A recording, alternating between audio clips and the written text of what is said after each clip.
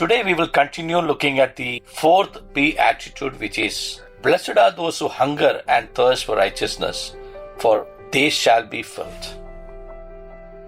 As King Alexander, we too can be lost in the process of amassing more wealth and even develop an understanding that we can impress God with all our money. Possessing money is not wrong, but if money possesses us, then it is dangerous. Many billionaires have been asked in interviews how much is enough for them, and they have answered without any hesitation, there is never enough. Once a pastor visited a family. They were generous in giving, but regularly irregular in attending services. Pastor gathered that they are unable to attend the church because they are busy with their business.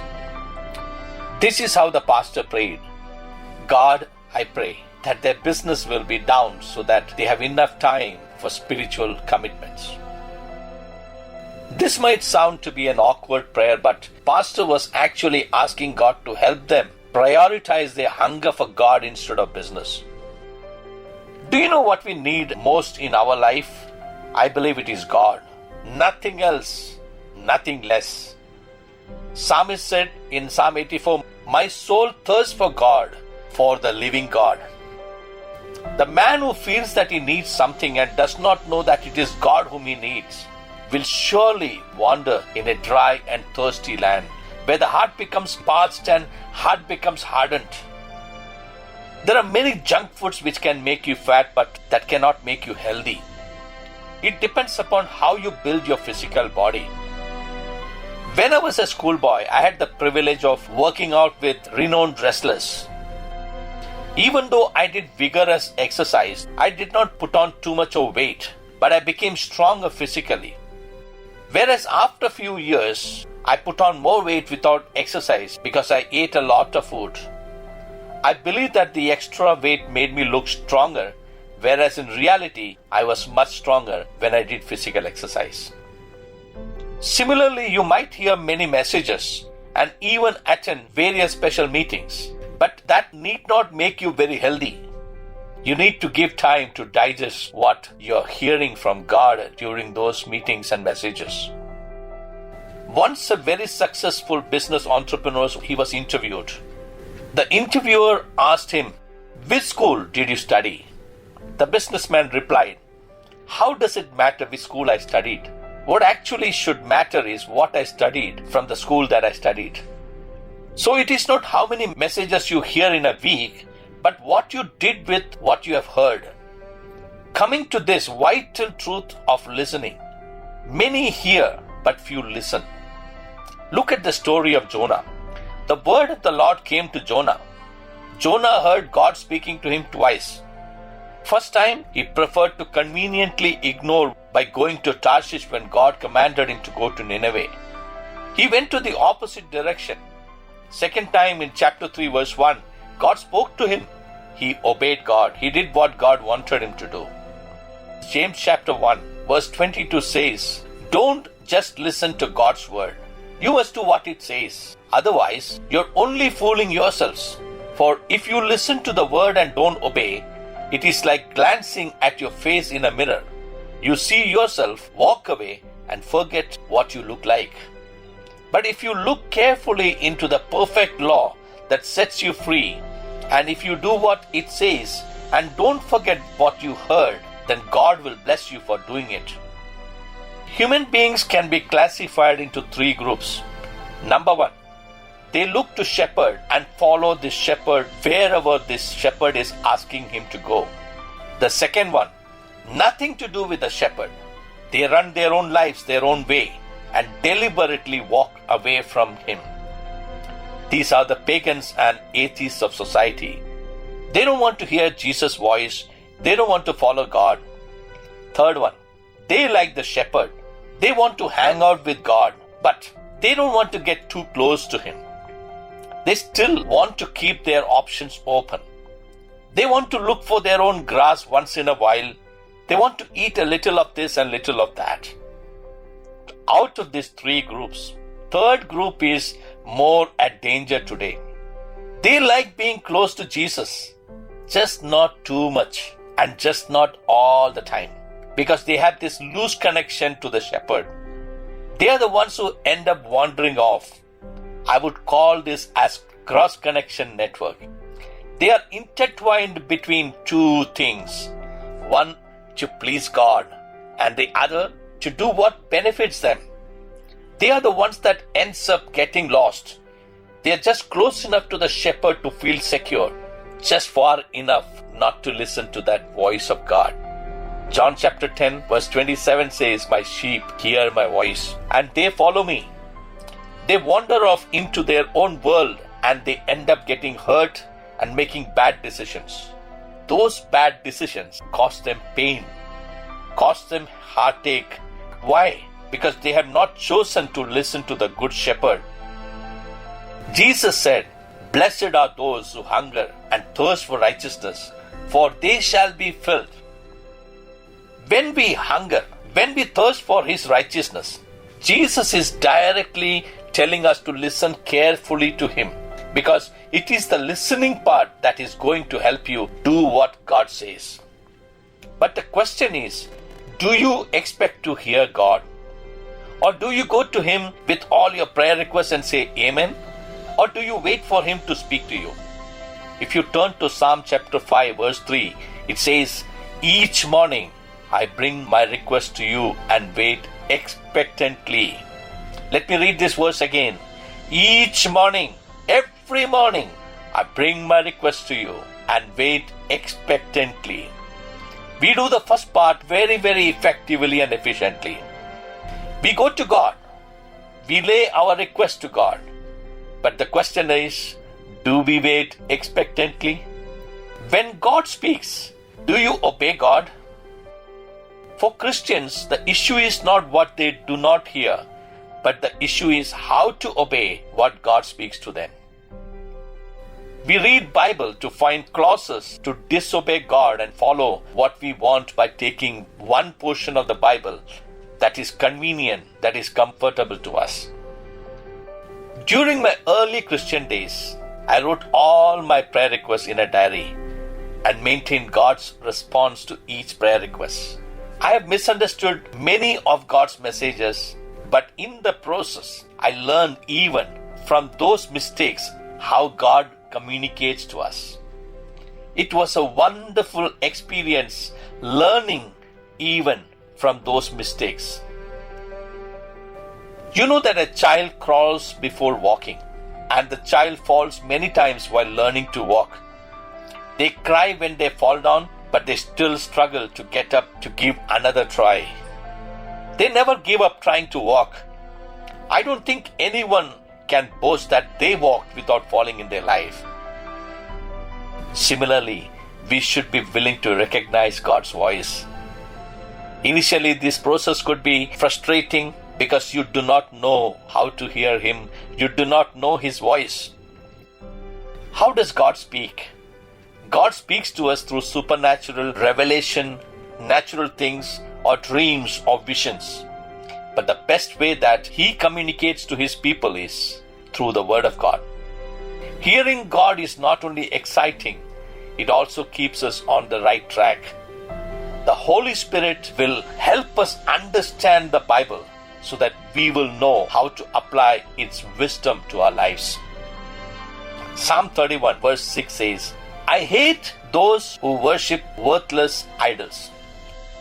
Isaiah chapter 30 verse 20 says, "Though the Lord gave you adversity for food and suffering for drink, He will still be with you to teach you.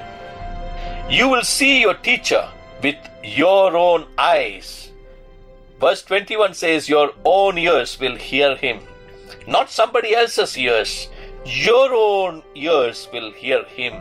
Your own ears will hear God. Right behind you, a voice will say, "This is the way you should go," whether to the right or to the left. After you get this instruction from God, verse 22 says, "Then you will destroy all your silver idols and your precious gold images. You will throw them out like filthy rags, saying to them, 'Good riddance.'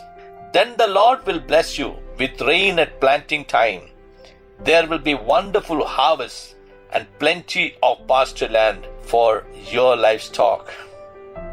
Isn't it what Jesus said on the Sermon on the Mount? Blessed are those who hunger and thirst for righteousness, for they shall be filled. You're hungry, you're thirsty for God and righteousness, and you want to be filled. But the process is very important, my friends. It's good to hunger, it's good to thirst, it's good to long, it's good to think. I remember a song in Malayalam. I used to like that song, but when I started meditating on the lyrics of that song, I felt it is not correct. Akarataril mugam onnamarthi onnu karayan kazhinjirunengil. You're thinking about how can I go to God? My friends, that will not help you. Yearning and longing is not enough. The process is that you must get rid of the idols. You must get rid of the distractions. And that's what Matthew chapter 6 Jesus taught. When you go to pray, close your door. Get rid of the distractions. Get rid of the obstacles, hindrances, idols. Isaiah mentioned that. Then the Lord will bless you. Bible says, then the Lord will fill you.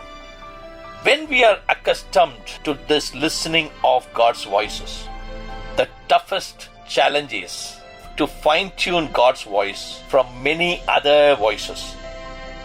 I'm sure many of you have used the radios.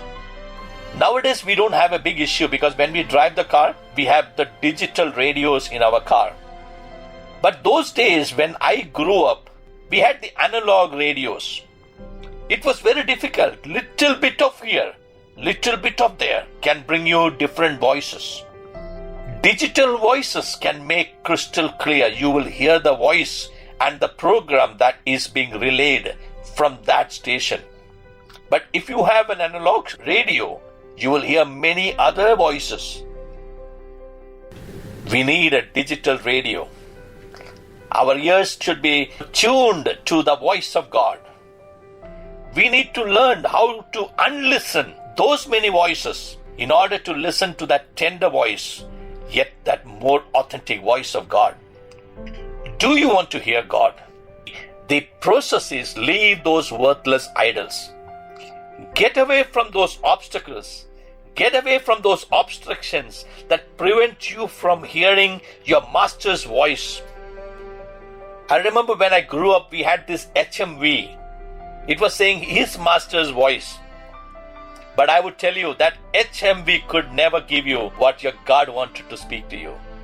But I'll tell you, we must be tuned to the true HMV, his master's voice. Follow that God. Listen to what he has to say to you and me. Now you will say, I don't have any idols in my house. I don't have any idols in my car. Maybe you're right. But my question is, what stands taller? What stands taller? God or something that takes you away from God?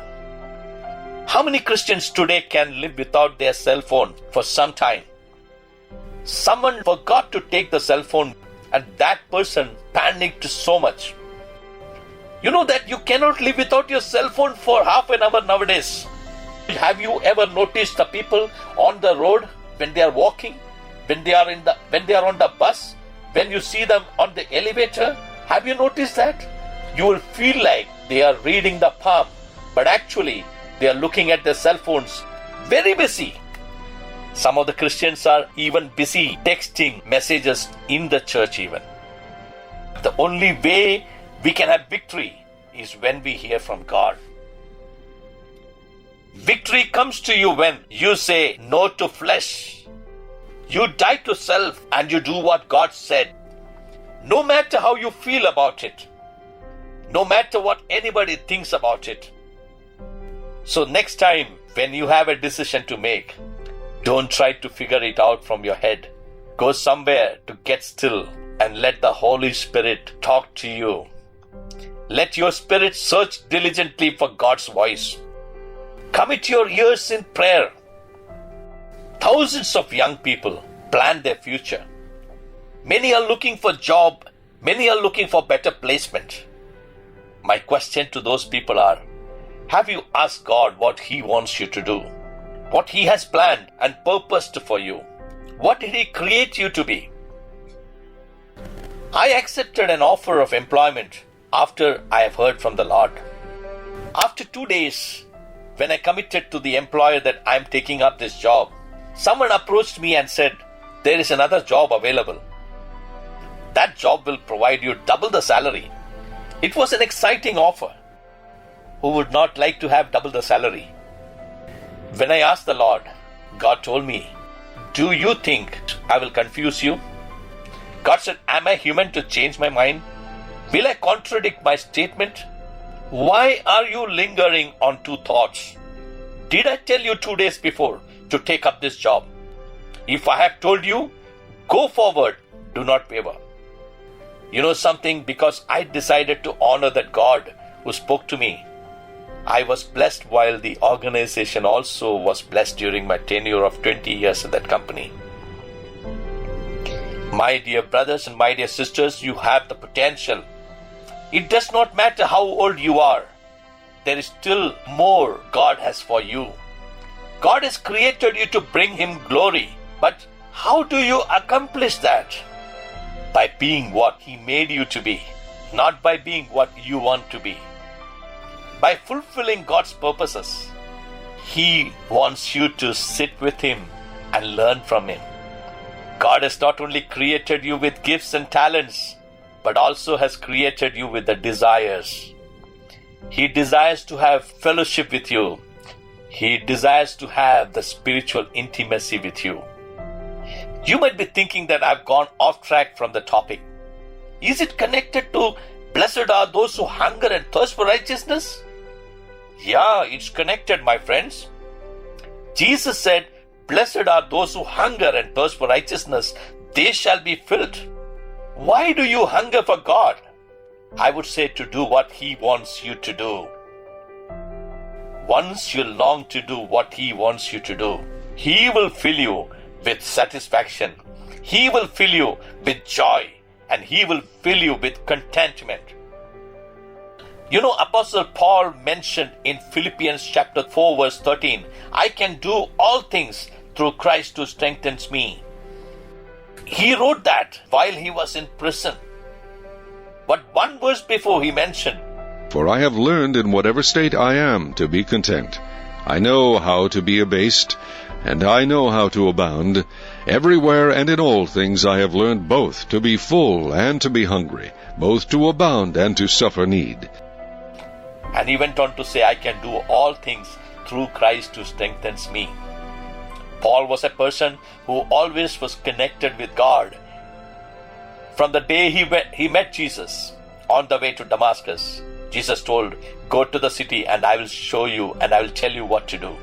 From that day he never looked back. He was always listening to God. And he was contented, he was satisfied. You need to be hungry. He will fill you with satisfaction and joy and contentment.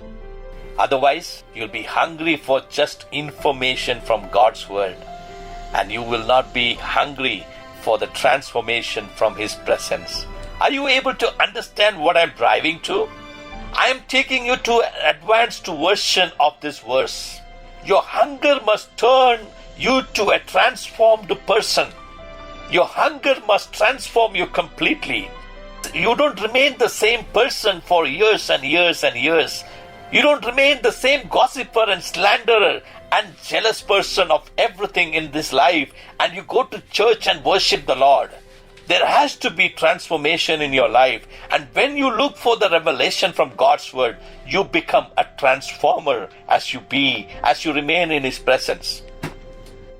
Are you longing for God's presence? Are you hungry for God? Hungry for God's will? Hungry to hear God? Hungry to hear His voice? I pray that your every step will be directed by God from now on. I pray that your heart cries as you hum this song.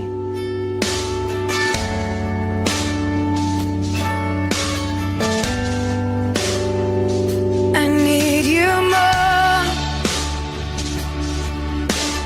more than yesterday. I need you more than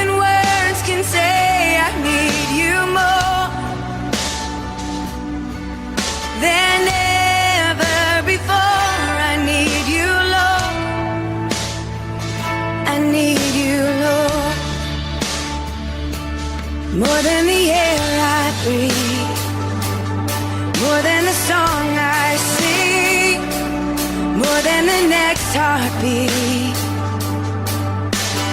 more than anything. And Lord, as time goes by, I'll be by your side, 'cause I never want to go back to my old life. More than the air I breathe, more than the song I sing, more than the next heartbeat. Oh Jesus, more than the next heartbeat, more than anything. Can we all just come to the presence of God and say, God, as the time goes by, I'll be by your side, 'cause I never want to go back to my old life. I know what wretched life it was. I know the miserable life it was. I know those days when I did not know you. I know those days when I did not know what hope I had. I know those days of frustration, of depression, of sadness, of gloominess, emptiness. I know those days, oh God. God, I don't want to go back to that old life. I need you more, oh God. More than yesterday, I need you, Lord. More than words can say, I need you more. Than ever before I need you. We need God more than anything. If He does not feature in your list of top priority, then it is time that you reorganize your list of priorities to put Him not only on the top, but also may He be the priority in every priority. Let your life revolve around this awesome God. May He be the source of everything in your life. I hope you will pray this prayer today. God, give me hunger to hear your voice. Give me hunger to know your will. Give me hunger to know your righteousness. In Jesus' precious name we pray. Amen.